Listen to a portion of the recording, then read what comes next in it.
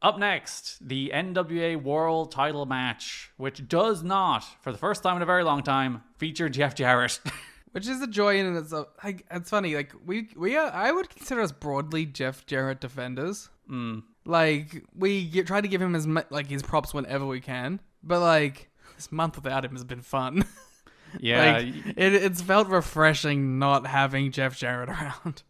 just doing his same fucking paranoid promo and his same, like, I'm the real NWA World Champion bullshit. Like, he gets one promo this month to kind of further the Sting story and to set him up going away. But other than that, there's no Jeff Jarrett, and you're not going to see him until April. So you get a period of freedom from Jeff Jarrett. I thought you were going to say 2008. He's only back very briefly because his wife passes away then shortly after he returns, and he goes on another hiatus. So he's back for 2 months in 2007, and then you don't see him again until October 2008. So you know what? A nice little 2 month of Jarrett isn't bad. a little tease. Yeah. Then we get Double J MMA at some point. You know, wait, there's joys to come. And like when he returns in 08, he is, broadly speaking, he does have like world title matches and main event programs, but he's closer to the mid card than he is the main event, which is always better off. That's where he should be. He's a good mid carder. He's not a main eventer. I think we're kind of out of like the reign of terror of Jarrett. It's over. Yeah. Bound for Glory 2000 again, which is the reason it's like an era shift. Like that's firmly the end of the Jarrett era. I propose to you, now that we have made it through the Jarrett sea, like, is it as bad as everyone says it is? There are absolutely points in which it is. I would say there's 2 points in which like I was at my Jarrett breaking point.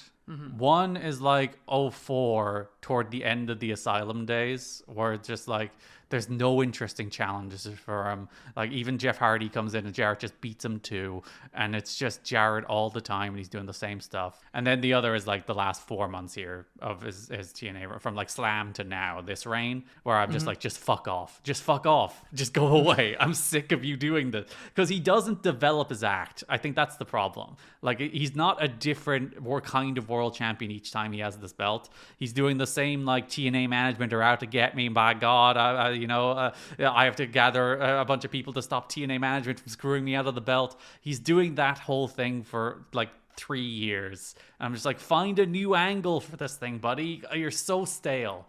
So I don't think in totality it's as bad as people think. I think there are moments where he has good matches and he's fine and he's like the classic charming, fun Jeff Jarrett. But there are absolutely like spikes where it just gets to that point where I'm like, I never want to see you wrestle again. The Triple H run is worse. I think absolutely. Positively. Yeah. Jeff Jarrett vindicated as not being as bad as the worst to ever do it. He is not the worst reign of terror of all time. Of course, that's 2025 John Moxley. I was going to say 2024 MJF. Oh, I think I don't like that run more than I don't like any Jarrett run. So you know what? Jarrett's the third worst. There you go. Because the Moxley payoff was that it ended up being great. Oh, Mox, I do not believe actually had a reign of terror. Just people were going crazy in January. The thing about the Mox thing is like, it took a while for it to get like running, but like for the majority of it, it was good. He reheated like 4 baby faces to the degree that everyone wanted them to be main event stars. Like, it was a fucking phenomenal world title reign. It turned like, not that Swerve and Ospreay and Hangman were languishing, but it turned them from like mid-card guys just doing stuff and back into like top acts. Because Mox was a fucking star. Like it's one of the most successful world title reigns in recent memory. And what comes next is follow up. Like that's up to Tony. But that reign did its fucking job. Yeah, but we're not talking about AEW. We're not. Not for another 17 years. When we're talking about them being at war for number 2 with TNA. I meant like Moose and Kenny. We are here to talk about the Fight for the Right tournament, which will determine the challenger for Sting at Genesis. Sting comes out on the first Impact of the month. He is the new NWA World Champion. He's wearing his Bound for Glory gear. When he gets to the ring, Christian is already there. I was like, where'd you come from? He knows Sting is going to milk it for a while, so he just has to hang out in the ring. Christian says that Sting has stolen his thunder long enough and now he's returning the favor. He complains about being in the fight for the right for a shot because he never lost the title and he never got his rematch. Christian reminds Sting he hit him with a guitar a couple months ago. Christian says Sting is scared and terrified that he's not as big a star as Christian. He wants Sting to just give him the title match. Crowd are chanting for Joe at this point, which is fun. That like Christian's like, give me my match, and they're like, no, we want that Joe guy. We want Joe Sting, please. We want to see Sting die. Sting says that he can have a shot at the title, but not at Genesis. But whenever Sting says, he then unleashes his baseball bat from a hidden compartment within his jacket and then runs off Christian. He is Batman. He really is. It's really cool. He is Batman. the assassin. Was Assassin's Creed out at this point? I don't think it was. It was 2007, wasn't it? I was going to say it was a little later, I thought. So maybe the Assassin's Creed devs were watching this episode as like, hidden bat, hidden blade? And that's where it came from. Yeah, let's choose to believe this. So later in the show, we get the first round of the Fight for the Right tournament, which is the Fight for the Right Reverse Battle Royal. Now, you were saying moments ago, this is not full Russo bullshit month. And one of Vince Russo's most famous Russo bullshit things is here. Don't make me come onto this audio podcast and defend the Reverse Battle Royal. That's what you're here to do. It's not that bad. All right. It's like, because, and you know what? It's booked quite well. Because in this Reverse Battle Royal, they like rush to get in like 5 minutes, which is how it should be. It's not meant to be like a long drawn out thing. It is like a race to see who can get in there. And then those people get the go to the next stage of the match. And I think that's fine. And they do it well, and they all get in there very quickly. And it's like the people that make it in there make sense. Yeah, there are some instances where the logic of the match falls apart, and where there's people standing on aprons, and then there's sudden hard cuts to where they're no longer standing on aprons, and they're like they did fuck up some of the working of that opening stretch. But I don't think it's inherently the worst thing in the history of wrestling. No, I think it's perfectly serviceable. So if you've never heard of a Reverse Battle Royal and you're wondering what it is, oh, fuck off. Use a bit of fucking common sense. What do you think? They throw them under the bottom rope? Yeah, they go under the ring and then up through a hole in the middle of the ring. And guess what? That would also rule. There are 18 wrestlers outside the ring. The first 7 to get over the top rope into the ring then compete in a regular battle royal. Yeah, it's fine. Those 7 compete in a battle royal to determine the seeding of the Fight for the Right tournament. 7 is an interesting number. Yeah, it's a very weirdly constructed tournament in that it's a reverse battle royal leading to a battle royal leading to a series of 3-way matches leading to a singles match. Leading to 2 singles matches. Yeah, it's a strange formatted tournament. They get Kurt as well. Yeah, the winner also faces Kurt Angle. That's not announced here, but when we get to the final, it's announced that the winner of this tournament will be the first person to wrestle Kurt Angle in TNA. I would have said the loser wrestled him. They would have made more sense. Like, whoever is number 2 wrestles Kurt. Whoever is number 1 gets the title match. And you could have had Bobby be number 2. It would have worked. The final 2 are classic TNA gauntlet match rules or battle royal rules where it's a singles match. So the winner of this reverse battle royal match automatically gets seeded to the final. And then the other 6 compete for the other spot in the final, which is quite the tournament structure. But... I mean, whatever. A tournament on TV, I will not argue against. I do find like Vince Russo's concept of a tournament very funny. Like Vince Russo's like, we're doing a tournament, so it's gonna be reverse battle royal, 3-way matches, singles matches. Winner of the battle royal part goes all the way to the last singles match. Then we have 2 3-way matches between the rest of the people who got in the battle royal to get to the other singles match. Or sorry, no, I skipped a step. It's singles matches into 3-way matches back into singles matches. Yes. He does have a very loose definition. It's funny. It's funny to see that man try to process concepts that have been established since, like, I don't know, the beginning of man. Since there was 4 people on this world, there have been tournaments. We have been competing. We have been putting them together in combinations and competing. And Russo's like, I can fix it. But you know what? We need that mind, otherwise everything's boring. So that's true. Big swings and misses are just as important as big swings and hits. We wouldn't get new tournament structures without Vince Russo. Our competitors in this match are Abyss, AJ Styles, Chris Sabin, Christopher Daniels, Lance Hoyt, Robert Roode, Ron Killings, Brother Devon, Brother Runt, Christian Cage, Eric Young, James Storm, Jay Lethal, Kazarian, Kip James, Raven Senshi, Sanjay Dutt. There are, as I said, immediately incidences of people being left like unguarded and having to like not try and get in the ring and start a fight with somebody. There is one instance where you can see AJ standing on the apron, but he's magically like transported down to the floor, which like you can get around if you're smarter about how you worked the match. But they had some silly logic flaws in how it was worked. But again, I don't think it's the worst thing in the history of the universe. And actually, the match turns out to be pretty good.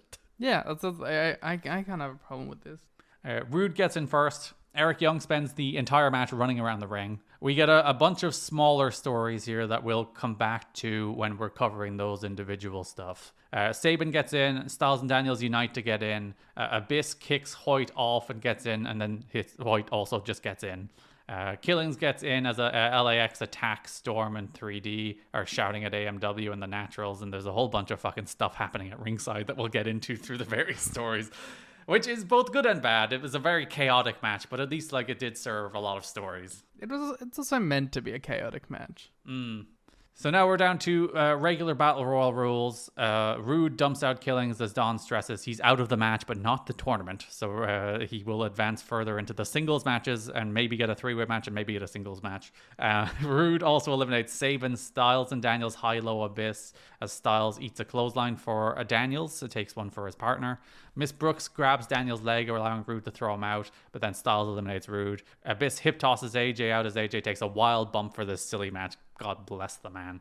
That brings us down to the final two of Abyss and Lance Hoyt. Winner gets a bye to the final. It's pinfall or submission here, as we do like a mini version of their 2005 match, their really great 2005 pay-per-view match, and it's a lot of fun. Hoyt does a fucking crazy moonsault where he just runs straight up the ropes and moonsaults Abyss, and for a man that size to do that kind of like step-up moonsault off the top rope, fucking wild. Just sitting here like begging them to just do something with Lance Hoyt.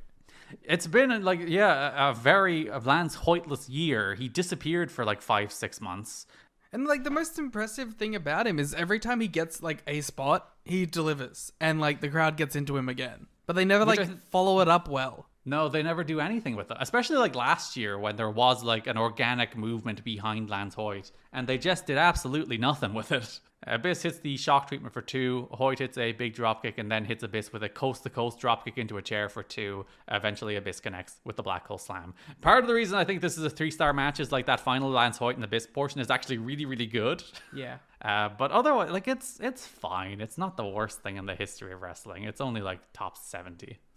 It's not even that. We should do that for Patreon. The top 70 worst things in the history of wrestling. I know what my number one is. We did recently basically do that when we covered the most disgusting promotional tactic list, but my number one is Vince McMahon being born. That set us on a wrong path. My number 2 is the Death Riders. John Moxley with the world title. Oh, ridiculous. JB is with Jeff Jarrett in an interview recorded immediately after the Bound for Glory world title match. Jarrett talks about how he had Sting's number for the opening of the match, but then he witnessed something transform within Sting. Yeah, I like that he's like, I was going to beat him, but then Sting, he went to another level above me because of me. Yeah. I made Sting beat me. Sting didn't beat me. I beat me by Sting. Yeah, it was because I brought out the best in Sting that Sting beat me, not because Sting is good. Which honestly I admire. He does say Sting was the better man, but only because he brought the better man out of Sting. He was the better man because, again, I was a worse man, which made him the better man. JB asks Jarrett if a rematch is next, and Jarrett said he's going home. He's going to step back, refocus, rethink. He reflects on how he may have dropped the ball on some personal and professional things in the last few years, but he has one thought: be careful what you wish for, directed towards Sting, because he hopes Sting is ready to carry that ball and it won't corrupt him too. An interesting storyline that could be developing here if this company had patience. Yeah, if they did, because they don't really do anything with Sting with this story this month. There's some video packages that kind of hint at the theme, but Sting doesn't behave any differently this month until he does. It's very silly. Like a better company, like, has Sting hold this belt for like 6 months, and like slowly he starts like disintegrating and like cheating and like, but you know, they're like 4 weeks. Yeah. And like, it would be one thing if they told the story well within 4 weeks. You might be able to forgive it that like, oh, you know, they should have done this over 6 months, but they condensed it into 4 weeks, but told it in a way that was really well done and compelling. No, they don't do anything with it. Very silly. We cut to Mike and Don after this interview, and Don says he has a newfound respect for Jeff Jarrett. Fucking easily swayed. This guy's been a demon. This man tried to kill Mike TNA multiple times. But, you know, he showed some empathy. So we'll cover the fight for the right stuff as it pertains to the tournament, and then try and circle back to any of the angle stuff as we're covering those individual angles.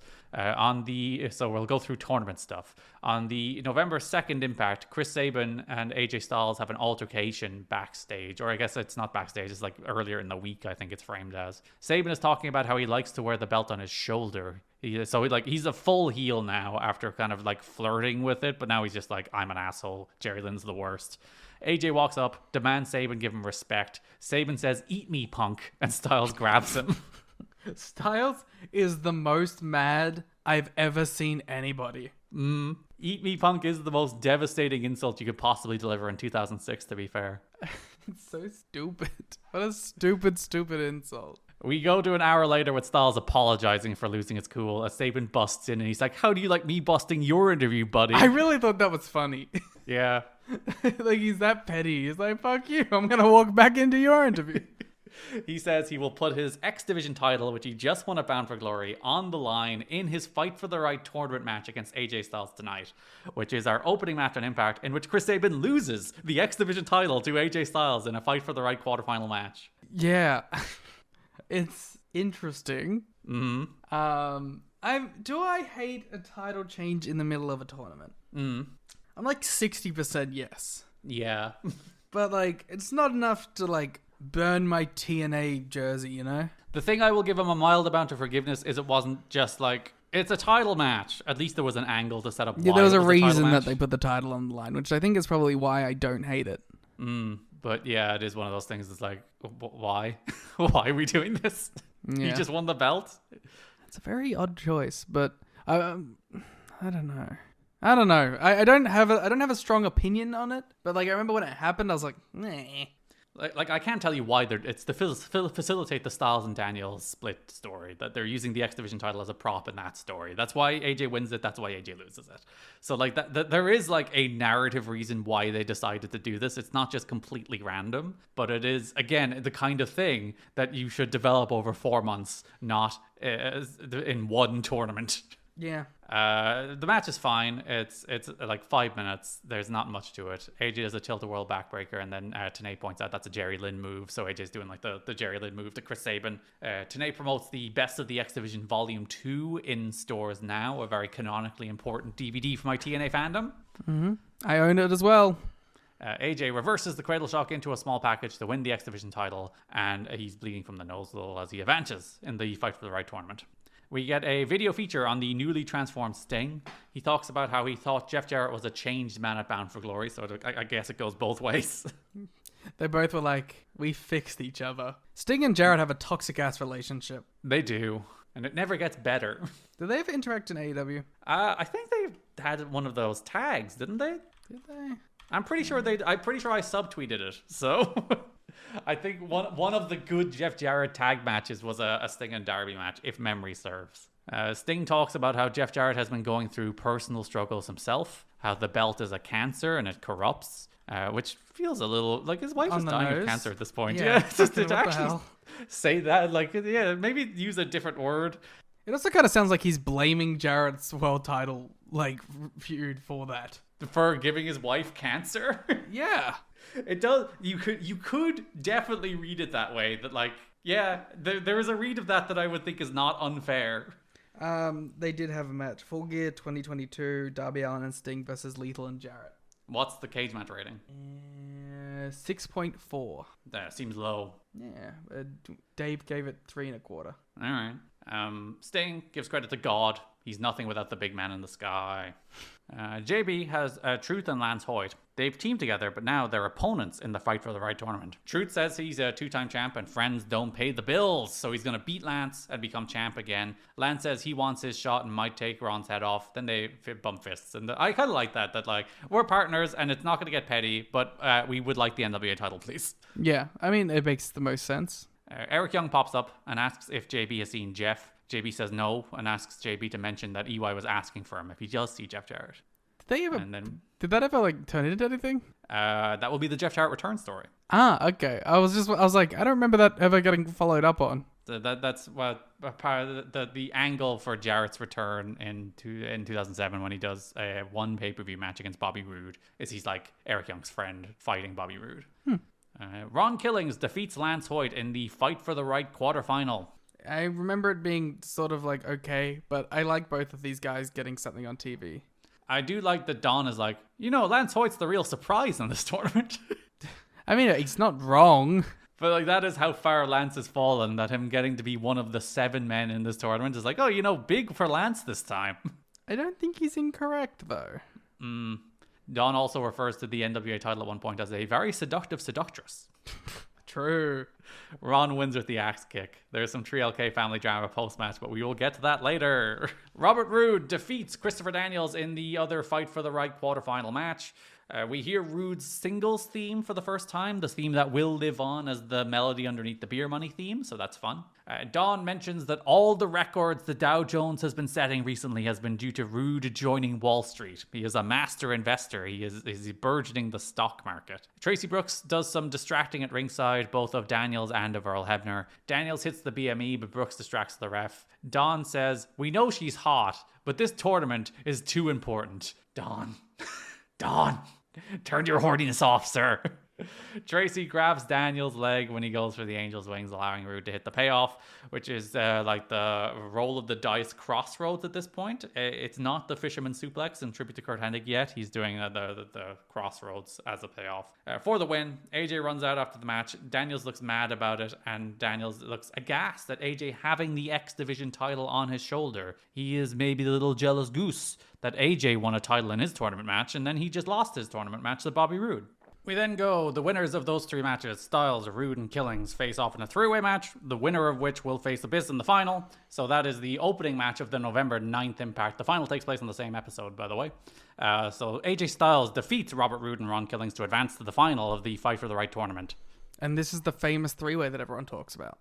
The Styles, Roode, Killings 3-way that just happened. 5 stars. Yeah, we just had the 20th anniversary of as we podcast right now. You can go check out the link where in our bio where you can get both the poster and the Styles Daniels Joe t-shirt. See? Look at us. For once, we're plugging merch and not at the very end of the episode. We're just going to do it throughout the entire episode. Constantly. Jerry Lynn is sitting in the crowd with the X Division guys pointing and advising Sabin, Lethal, and Dot. Styles goes up top, but Tracy grabs his leg. Daniels and Hoyt unite to put Tracy in the front row. A fan with a drink excitedly spills it all over her while chanting TNA. Tracy slaps him, which distracts Roode, and all this commotion allows AJ to roll up Ron in the ring as AJ is selling his leg. My favorite thing about this is like Roode, I feel like doesn't care about the match loss as much as he cares about the PR nightmare. We're gonna get a lawsuit for you slapping that fan, Tracy. That's why he's like, yeah, we need to get new consulting. Yeah, which doesn't really go anywhere. But yeah, Robert Roode Incorporated is under threat. It's a newly formed company, and you're gonna take the thing down with your temper? Mm-hmm. Yeah, so AJ advances to face Abyss later in the show. Backstage, Roode is berating Tracy about all the lost money because they didn't get to the Fight for the Right tournament, about how they need crowd control and an image consultant so people will love him and spend their money on him, and demands Tracy go out and get PR and image people right now. I kind of like it. But I like, that he doesn't really care about the match as much as he cares about his image. Yeah. Because this is like the first hints of the Roode character. We're told that he is rich now from his investing on Wall Street. He is a company. He cares about the corporate image. He has his secretary. How are you feeling about the early stages of Bobby Roode as a singles wrestler? I'm liking it. I don't have a problem with it. I'm interested in see how Roode develops. Yeah, he doesn't really have like his in-ring identity yet. Even like as I was saying earlier, like his finish is not the fisherman suplex; it's the freaking crossroads. He hasn't even worked that part out yet. So like in ring, it's still pretty raw, but it's nice to see him like they're trying to do something with him, which I appreciate. Yeah, I'm not mad at it.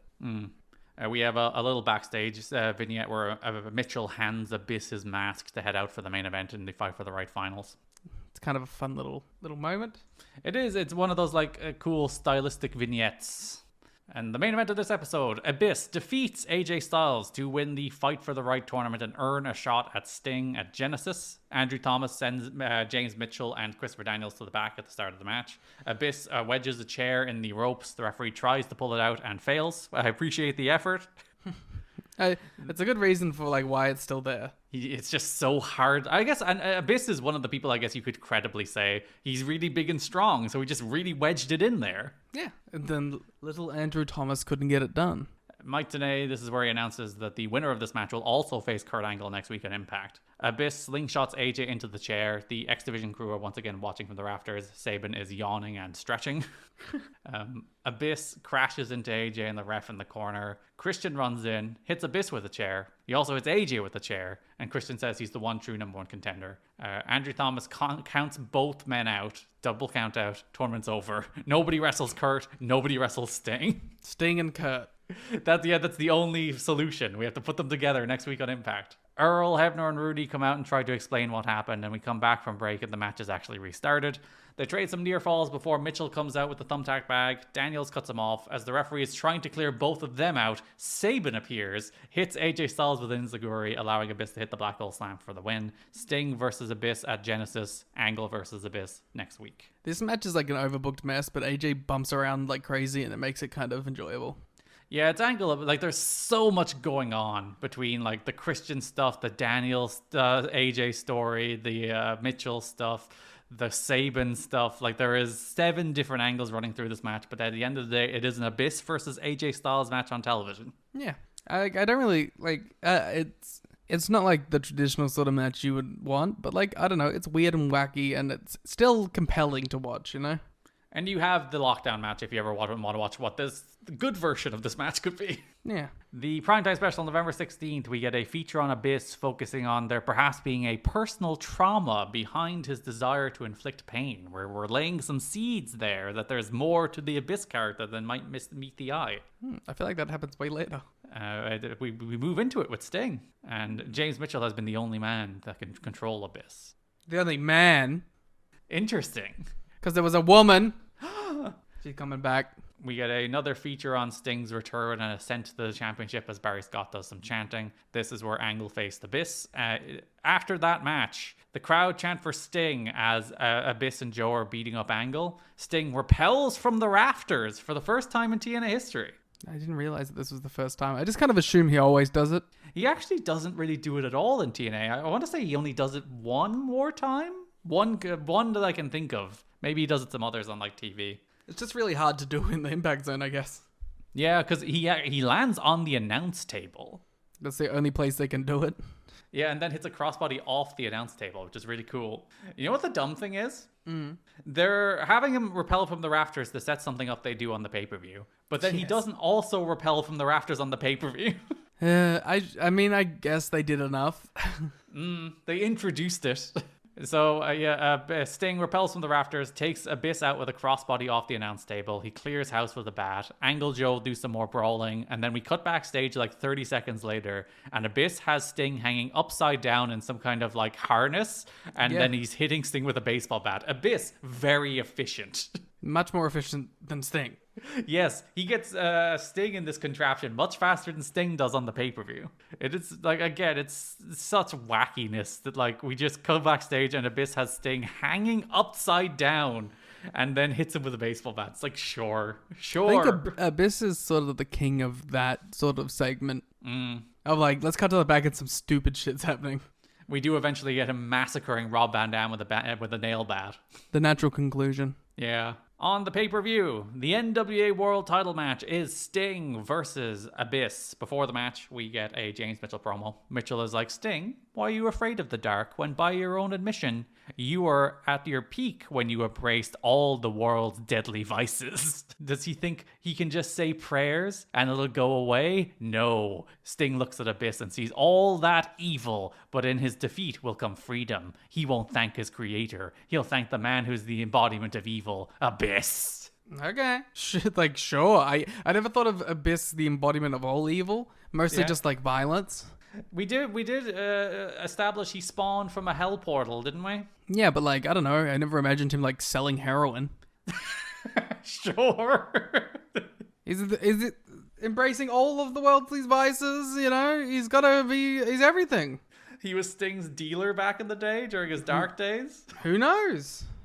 That's what I believe James Mitchell is implying. But Abyss defeats Sting by disqualification to win the NWA World Heavyweight title. Makes sense to me. If you would remember, I was going to say, go on your little tangent about how this is actually good and respecting the law.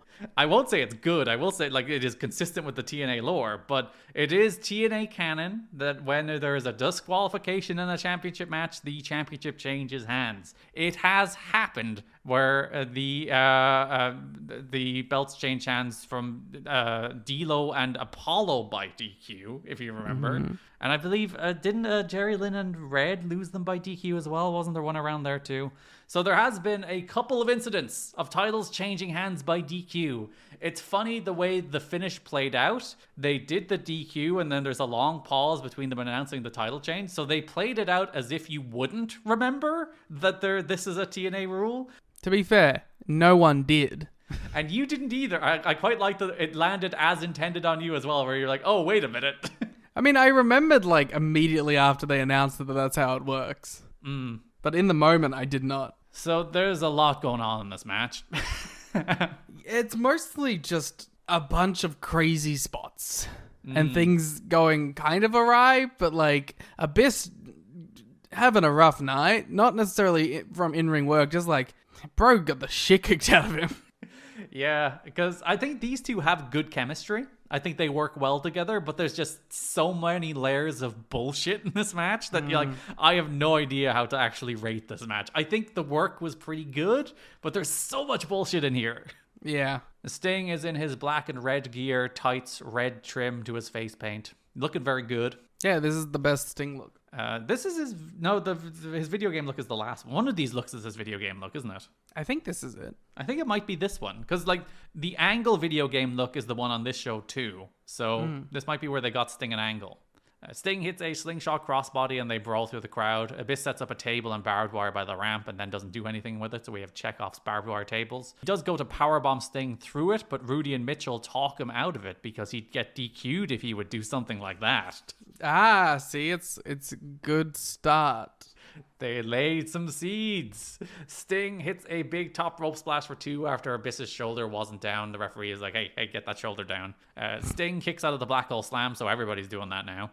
Ref gets bumped. Abyss gets the attacks, but Sting cuts him off with the bat and hits a scorpion death drop. Mitchell, with a freakish feat of strength, pulls the referee out. And like astonishing, like strongest man of all time. Because the referee moves in a different direction than Mitchell pulled him, so it's like there's a lot going on with his strength here. That's the strength of the devil. Ah, that makes sense. Sting empties the tacks, but fully plays the Abyss role because he's the one that gets chokeslammed in them. It is the wrestling lore, the wrestling canon. He who empties tacks goes in tacks. Also, shout out Sting for being a sicko who will take a thumbtack bump. I mean, it's just that he is a sicko. We have confirmed that over the last few years. And there, shoot tacks. His back is bleeding for the rest of this match. Abyss, actually, yeah, the sickest part, really, though. Abyss goes for the pin and Sting immediately kicks out and hulks up. So it's like, fucking Sting. Sting gets Abyss in the Scorpion Deathlock, but Mitchell distracts the referee as Abyss taps out. So Abyss is winning the belt by DQ and still can't even, like, Sting has to get a visual win over him still. Again, Abyss taps out twice now. Angle has just broken the fucking... Broken the bay. Sting goes out to the floor and ties Abyss to the harness that he uses to come down from the ceiling, which is just there for some reason because he didn't come down from the ceiling for his entrance in this match. It's still there from last week. I guess it was just Thursday. Yeah.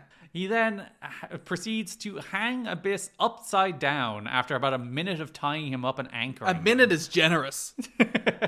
Because he has help, I think. He has somebody off camera who's helping doing the anchoring, and even then it still takes ages.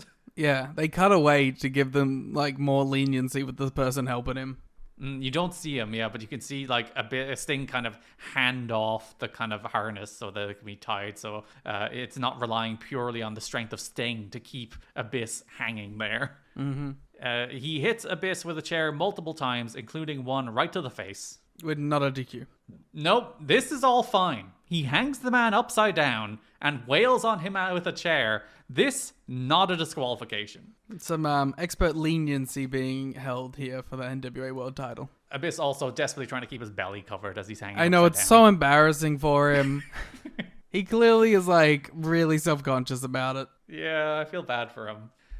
Sting brings Abyss to the top of the ramp after getting him down from his fucking harness routine. Rudy tries to get Sting to stop as Sting takes him up to the stage where the tables are so he can knock him off. Sting pushes Rudy and then clotheslines Rudy Charles, which causes Rudy to disqualify Sting. Which I actually like. It must be stated, he disqualifies Sting before Sting throws the Abyss off the stage through tables and barbed wire. Yeah, I respect Rudy for having his boundaries, which are, you can do what you want, I'm gonna give it to you, it's a world title match, I don't want to DQ it, but fuck you if you touch me! Yeah. I think that's perfectly reasonable as a referee. And like Mike Tenay does try to cover for them a little bit, where he's like, traditionally in TNA, even given the disqualification rule, we have tried to give you conclusive finishes in world title matches, but Sting has simply just went too far this time. And I agree with that. So you think Vince Russo is good? I don't think this is a bad ending. All right. I think that, like, it is perfectly reasonable for the ref to be like, fuck it, yeah, you're fine. I don't care if you beat the shit out of each other, but don't fucking touch me. I think that's like a reasonable breaking point for him. Fair enough. It'd be my rule of thumb. If you are a referee. Yeah.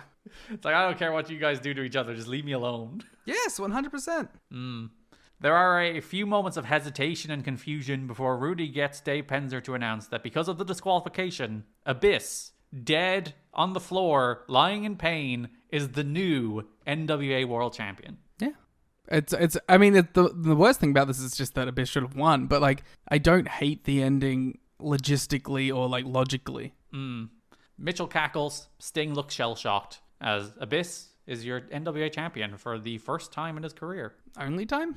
Only time indeed, the only world title reign of Abyss. I'm glad he got one. Yeah, he did, like, the circumstances upon which, because it's always annoying to do like the Today in History post of Today in History, Abyss won the NWA title, and you have to post this as the moment Abyss wins the NWA title. But it's nice that he had it. He deserved it. Yeah, I'm glad he like got that, you know. So the idea of all of that is that Sting lost his cool, presumably because of the corrupting force of the NWA title. So he lost his mind on Abyss, destroyed the referee, hung Abyss and hit him with stuff. Do you feel like that story worked? I feel like that story could work if it was done well. I just think, we talked about it a little bit, but it was just rushed. I mean, I got the idea, but I don't think it necessarily delivered very much. Like, I don't think you had to kind of think about it to understand it. It wasn't like easily digestible. Yeah, they like laid some seeds for it, and then Sting went crazy in his first match. Yeah. I think what we said before was like, this really should have been like a 6-month long thing. Or like a more nuanced thing. Or had done the one thing during the Abyss Kurt match to make it feel like it was building up to a point. Because they just kind of, I mean, maybe that's the point, is that the title immediately corrupted him. So, like, but I don't know. I don't think it necessarily delivered on its point very well. No. And it's like, it is an interesting idea that like this belt, it's not I Jarrett, think it's it's the belt. actively a very good idea. I just don't think this company can deliver on that. No, that is a bit of a problem.